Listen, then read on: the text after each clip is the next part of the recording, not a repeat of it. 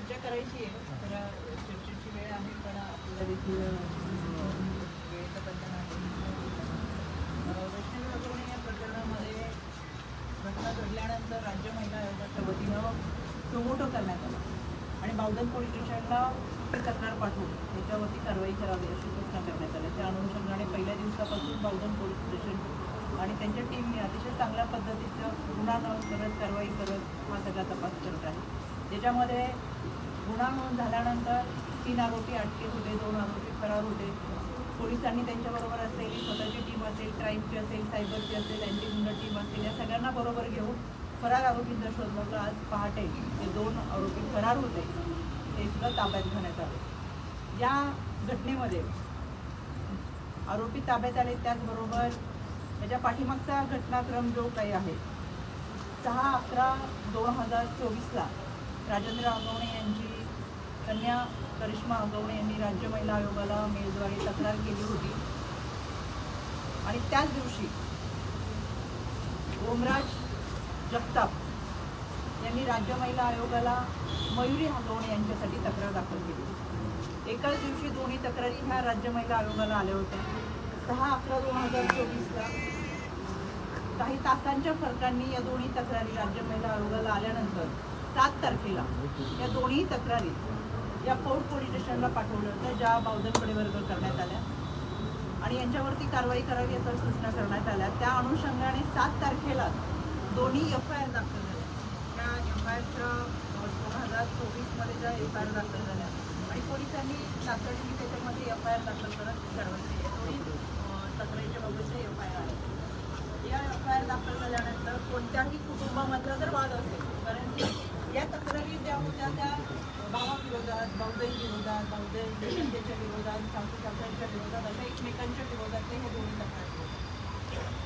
या कुटुंबाच्या संदर्भातल्या कोणत्याही तक्रारींना कोणत्याही पोलीस स्टेशनला आला तर त्याच्यात काउन्सिलिंगच्या माध्यमातून समझोता करणं अशा पद्धतीची नियमावली आहे. कारण की शेवटी कुटुंब संस्था हा समाजाचा पाया आहे आणि कुटुंब संस्था एकत्र राहायला पाहिजे, व्यवस्थित राहायला पाहिजे आणि मग का भरोसा सेल असेल, समुपदेशन केंद्र असेल, यांच्या माध्यमातून कुटुंबाचं काउन्सिलिंग केलं जातं. त्या पद्धतीने फोर्ट पोलीस स्टेशनमध्ये हा समझोता झाला. मध्यस्थी करून एकत्र कुटुंबांना बोलून त्यांच्यामधला वाद मिटवला गेला. त्यानंतर कोणतीही तक्रार ही महिला आयोगाकडे नव्हती. वैष्णवी हगवणे यांच्या संदर्भातली कोणतीही तक्रार ही आयोगाकडे नव्हती. या घटनांमध्ये 6/11/2024 संदर्भातली जी काही तक्रार होती, जी FIR होती, त्याच्या संदर्भातली चार्जशीट ही आज दाखल होती. या घटनेचा तपास करत असताना 10 महिन्याच्या बाळाचा जो प्रश्न होता, त्यामध्ये हे बाळ वैष्णवीच्या आईवडिलांकडे राहावं असं त्यांची इच्छा होती आणि त्या अनुषंगाने CWCची प्रक्रिया पूर्ण करून काल हे बाळ वैष्णवीच्या आईवडील त्यांच्याकडे देण्यात आलं. या सगळ्या घटनांमध्ये मला आवर्जून सांगायचं आहे की राज्य महिला आयोगाकडे ज्या ज्या दिवशी तक्रारी झाल्या त्याच्या दुसऱ्या दिवशी त्या संबंधित पोलीस विभागाला ती तक्रार पाठवून कारवाई करण्यात आली. अनेक वेळा असं होत आहे की महिला आयोगाची भूमिका काय, महिला आयोगाने तक्रार घेतली असती तर कदाचित असं झालं असतं, महिला आयोगाने तक्रार घेतली नाही वगैरे, अशा अनेक बातम्यांच्या माध्यमातून मी वाचते.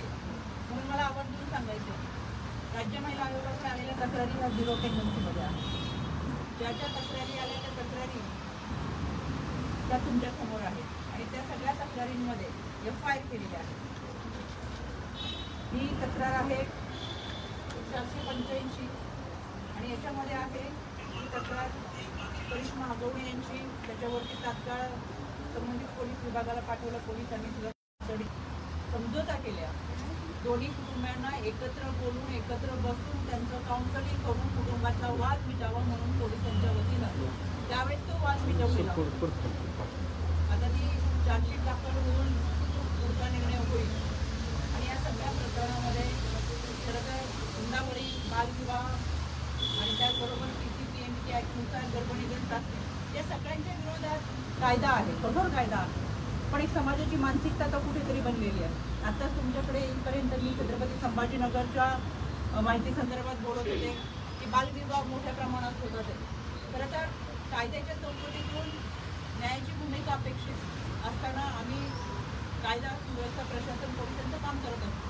पण अनेक पालक मुलीचं वय 18 वर्ष दाखवण्यासाठी जन्मतारखा बदलतात, जन्मदाखले सुद्धा बदलून घेतात आणि मुलीची लग्न लावून देतात. हे अत्यंत दुर्दैवी आहे. त्याच पद्धतीने गर्भनिधन चाचणीच्या विरोधातला कायदा आहे. आपल्या शहरात गर्भनिधन झाले नाही तर शेजारच्या शहरात करतात, जिल्ह्यात करतात. इतकंच काय, राज्यात जर केलं गेलं नाही तर शेजारच्या राज्यात जाऊन गर्भनिधन चाचणी करतात आणि मुलीचा गर्भ असेल तर अबॉर्शन करतात. गर्भामध्ये मुलींची हत्या करण्याचं प्रमाण फार मोठ्या प्रमाणात आहे. आणि तसाच हा हुंडाबंदीच्या विरोधातला कायदा आहे. हुंडाबंदीच्या विरोधातला कायदा असताना सुद्धा आजही मोठ्या प्रमाणात हुंडा दिला जातो आणि घेतला जातो. आपल्या माध्यमातून मला महाराष्ट्राच्या जनतेला सांगायचं, गेले 3.5 वर्षामध्ये आम्ही अनेक अवेअरनेस कार्यक्रम घेतो. ई सायबर सुरक्षेच्या माध्यमातून शाळा कॉलेजमध्ये कॅम्पस घेतो. हे सगळं जरी करत असेल तरी सुद्धा नागरिक संघाचं पुस्तक वाचत असलं म्हणजे आपण सुधार नागरिक झालो असं होत नाहीये. मला आवर्जून सांगायचं आहे, आपला इतके कठोर कायदे आणि कारवाई इतर ठिकाणी होत नाही. इतक्या चांगल्या पद्धतीचे कायदे असताना त्या कायद्यांमधून पळवाटा काढणं किंवा कायदा मोडण्याकडे जास्त कल हा समाजाच्या माध्यमातून दिसतोय. आणि म्हणून हुंडा जर कोणी मागत असेल तर त्यांच्या संदर्भातली तक्रारी आपल्या जवळच्या पोलीस स्टेशनमध्ये करा, नक्कीच त्याच्यावरती कारवाई केली जाईल. 2 दिवस गौरवशाली महाराष्ट्र महोत्सवाच्या निमित्तानं महाराष्ट्राच्या दौऱ्यावरती होते आणि या दौऱ्याच्या दरम्यान खरं तर मला पत्रकारांचा फोन आला की आपण काही डिबेटमध्ये सहभागी व्हा. त्यांनी आवर्जून सांगितलं की मी कराडमध्ये प्रवासामध्ये असेल, प्रचंड पाऊस आहे, रेंजचा प्रॉब्लेम आहे, आपण कनेक्ट होऊ शकणार नाही, पण तरी सुद्धा हरकत नाही, जसं असेल तसं तुम्ही कनेक्ट व्हा असं सांगितलं.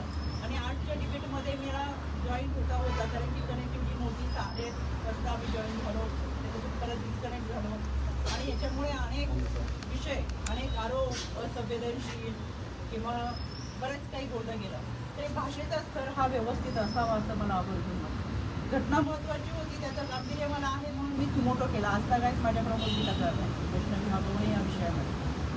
पण सुमोटो करत असताना ज्यावेळेस कोणालाही घटना माहीत नव्हती त्यावेळेस आयोगाच्या माध्यमातून त्याला वाचा होतो आणि पहिल्या दिवसापासून याचे आयोग डॉक्टर डोंगरे यांच्या मी संपर्कात आहे.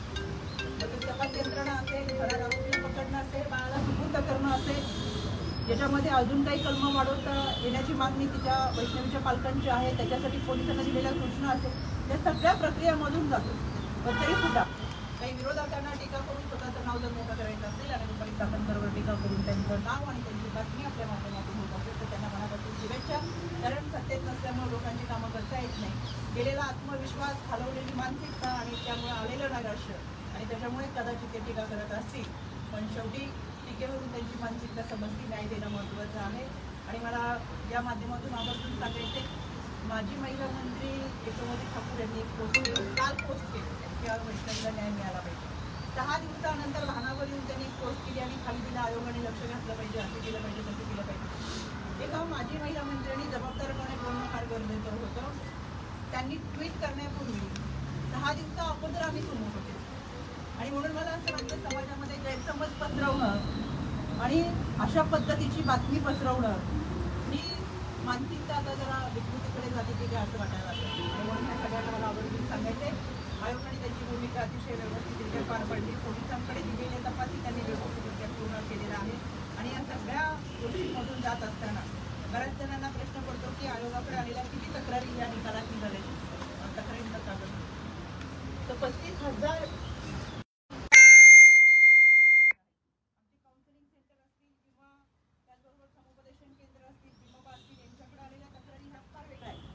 ज्यांना माहिती पाहिजे असेल त्यांनी जरूर ही माहिती आयोगाच्या माध्यमातून घ्यावी. 35,000 तक्रारींचा निपटारा करत असताना त्या केसेस विधी सेवा प्राधिकरणाच्या आहेत, काउन्सिलिंगच्या आहेत, मेंटेनन्सच्या आहेत, DV केसेसच्या आहेत, त्याचबरोबर रेप केसेस आहेत, रेप मर्डर केसेस आहेत. आणि या सगळ्यांच्या माध्यमातून त्या पीडितांना न्याय देण्याची भूमिका ही राज्य महिला आयोगाने केलेली आहे.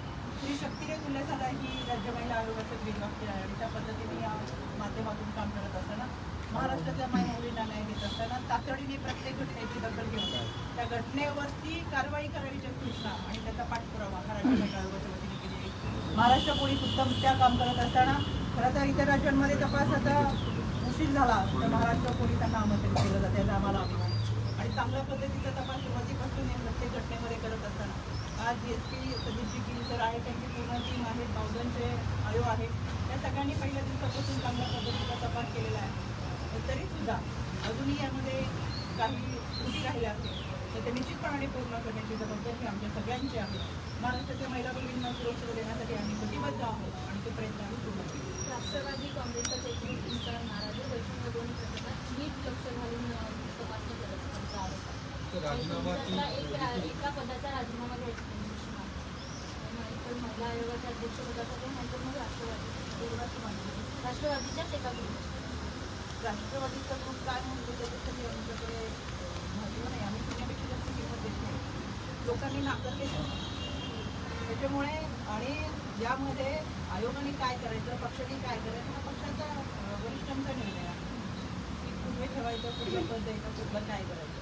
ज्यांना कुणाला पदं मिळाली नाही किंवा त्या पदापर्यंत पोहोचता आली नाही तर ती आपली आम्ही समजू शकते आणि तो वरिष्ठांचा निर्णय, तो पक्ष घेईल. बाकी तो कोणी सांगायचं त्याच्यामध्ये मला असं वाटतं फारशी काही गरज नाही.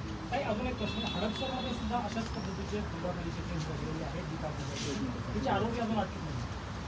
त्याच्यामध्ये मला मगाशी समजली अशी घटना घडलेली आहे. त्याशी चर्चा करत असताना अगोदरही जवळजवळ 1 तासाची पत्रकार परिषद असल्यामुळे मला पोलिसांशी संपर्क करता आला नाही. पण मी त्यांच्याशी बोलेन आणि अशी घटना होऊ नये याच्यासाठी तुमच्या माध्यमातून मला महाराष्ट्राच्या जनतेला, महिला बंधूंना विनंती करायची की आईवडिलांनी थोडंसं आता सतर्क राहावं. कारण की आपली मुलगी त्याच्या कोणासाठी जपलेली असते, तिची स्वप्न आपण पूर्ण करत असतो, शिक्षण दिलेलं असतं आणि हुंडा दिला, समोरचे हुंडा मागतात आणि हुंडा दिला की आपली मुलगी सुखी राहील अशी एक प्रामाणिक एक भाबडी आशा ही आईवडिलांची असते. पण हुंडा मागणाऱ्यांची हाव संपत नाही, त्यांची भूक भागत नाही आणि म्हणून मागता मागता एक दिवस त्या 4 पैशासाठी हाडामांसाचा गोळासुद्धा त्यांचा जीव घेतात किंवा हत्या करतात. अशा पद्धतीची विकृती जर समाजातली नाहीशी करायची असेल तर अशा हुंडा मागणाऱ्यांच्या विरोधातली कारवाई ही पोलीस स्टेशनमध्ये झाली पाहिजे आणि तशा पद्धतीची नागरिक म्हणून आपण सुद्धा पुढे येऊन अशा तक्रारी दाखल केल्या पाहिजे. काही फोटो समाज माध्यमातून सर्क्युलेट होत आहे ज्याच्यात क्लिअरली दिसतं की खूप जास्त जाचा दिलेला किंवा त्रास दिलेला वैष्णवीला. तर या संदर्भात आधी अटेम्प्ट टू मर्डर हे विचार करताय का आपण म्हणजे पोलिसांमार्फत?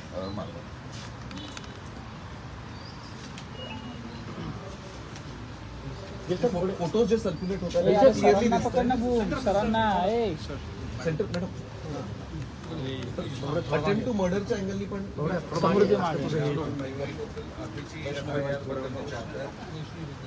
वैष्णवी केसेस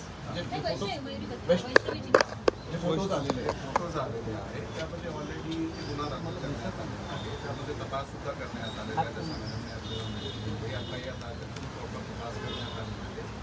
ते त्यानंतर ते बादल पोलीस स्टेशनकडे करण्यात आले होते. आता त्याच्यामध्ये चार्जशीटचा प्रोसिजर आहे ते पण सुद्धा